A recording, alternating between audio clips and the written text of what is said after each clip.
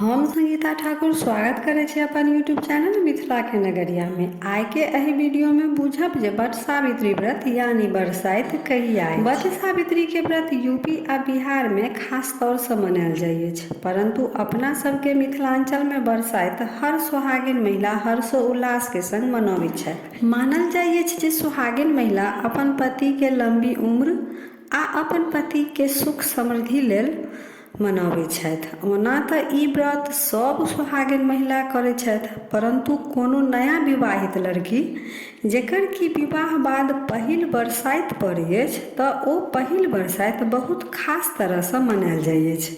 पहिल बरसाइत में बहुत नियम निष्ठा बहुत विधि व्यवहार के साथ मनायल जाइत अछि। वट सावित्री व्रत हर साल ज्येष्ठ मास के अमावस्या के मनायल जाइत अछि।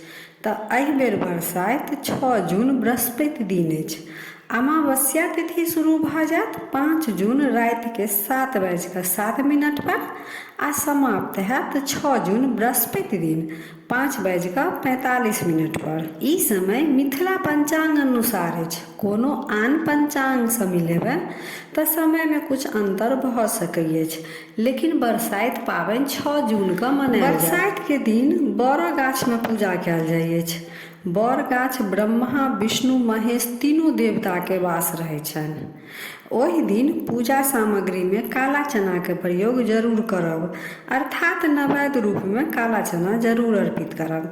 काला चना के एक दिन पहले ही फूलऽ लेल राखि लेब। नैवेद्य रूप में फूलल चना अर्पित कयल जाइत अछि।